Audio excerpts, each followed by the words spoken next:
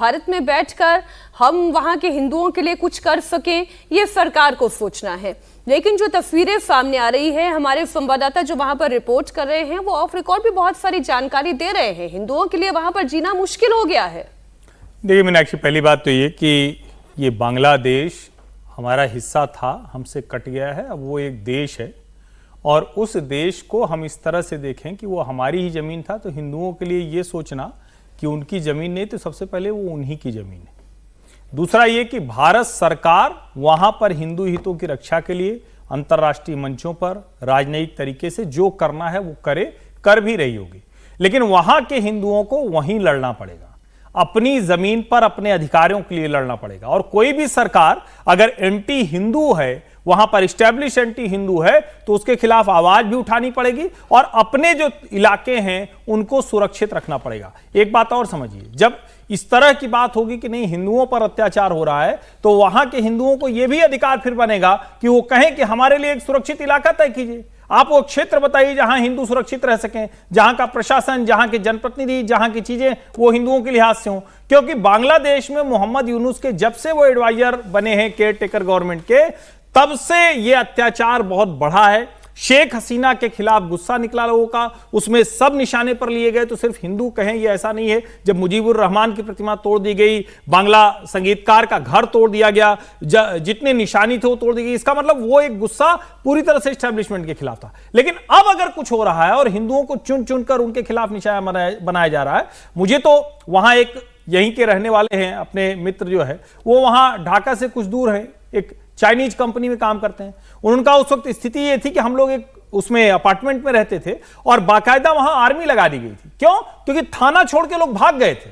Police, जो बांग्लादेश की police है वहां, वो छोड़ के भाग गई थी। और कमाल की बात यह कि एक वहां काम करने वाला व्यक्ति जो पुलिस में ही था, उसकी बच्ची गायब हो गई और उसको वापस लाने में बहुत ही मुश्किल हुई। उन्होंने कहा कि जब आगे पता चलेगा तो हम आपको बता देंगे। हम भी अभी नहीं बता सकते कौन ले गया, जबकि सबको पता है कि कौन लोग आए और उठाकर ले गए। तो स्थितियां बहुत खराब थी। अभी लोग वहां प्रदर्शन कर रहे हैं, लेकिन मैं ये मानता हूं उनको वहीं लड़ना पड़ेगा, अपनी सुरक्षा करनी पड़ेगी। यह संभव नहीं हो सकता कि भारत से कोई ऐसी डिबेट या इस तरह का करके हम सुरक्षा करें। इसको भी समझना वो बात बिल्कुल ठीक है।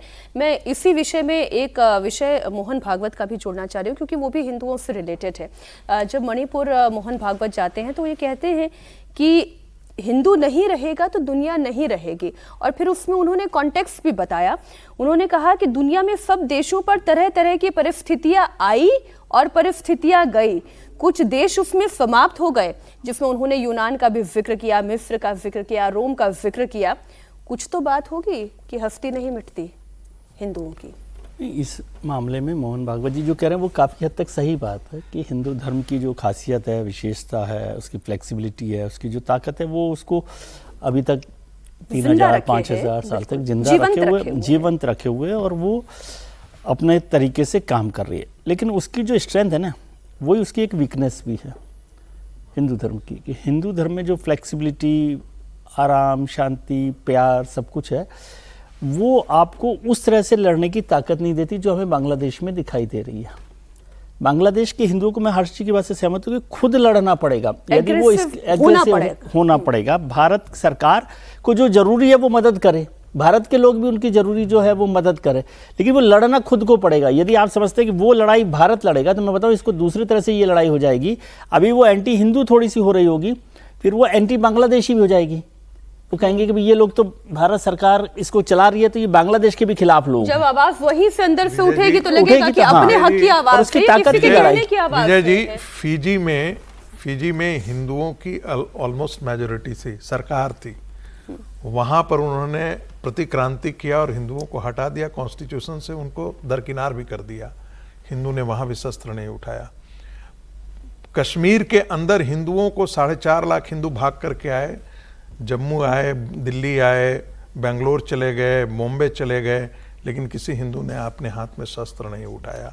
तो आप ये उम्मीद मत कीजिए कि बांग्लादेश के अंदर वहां के हिंदू, मैं वही बार बार कहता हूं, मैं बार बार वही कहता हूं कि दुनिया में जहां भी इस्लाम के मानने वाले हैं, उन्होंने अपने वजूद तो छोड़ दिए, अपने एक्सपेंशन के लिए उन्होंने अपने हाथ में शस्त्र उठाया। लेकिन भारत का हिंदू समाज, जिसे हम कहते हैं ना, हम जिंदा रहे हैं, लेकिन हम ये कैसे भूल जाते हैं कि हमारी सीमाएं जो हैं वो ईरान तक थी। गजवाए हिंद हो चुका है सर। आज पाकिस्तान का एक बड़ा हिस्सा, अफगानिस्तान कभी हमारा था, बांग्लादेश हमारा था, पाकिस्तान हमारा था, वो सारे हमारी सीमाएं ईरान तक जाती थी, वो सब सिमट करके यहाँ पर हम 76% बच गए हैं। मैं तो यही बचे कह रहा हुए हूं कि भारत में आपकी जो अंदर। स्ट्रेंथ है वही तो आपकी मैं ये weakness कह है। रहा हूं कि से हम बचे जिसे हम कहते हैं अवशेष के रूप में हम अभी लड़ रहे हैं, संघर्ष रहे हैं, और कितने दिन तक बचेंगे ये कहना मुश्किल है। वही स्ट्रेंथ और वीकनेस की ही बात हो रही है। जो बात विजय जी कह रहे थे कि जो हमारी सबसे बड़ी काबिलियत है कि हम ह्यूमैनिटी फर्स्ट रखते हैं, हिंदू जो है वो मानवता सर्वोच्च पद पर रखता है, वही हमारी सबसे बड़ी कमजोरी भी है कि हम शस्त्र नहीं उठाते, हम विस्तारवादी सोच की तरफ से काम नहीं करते, हम धर्म परिवर्तन वाली सोच नहीं रखते हैं।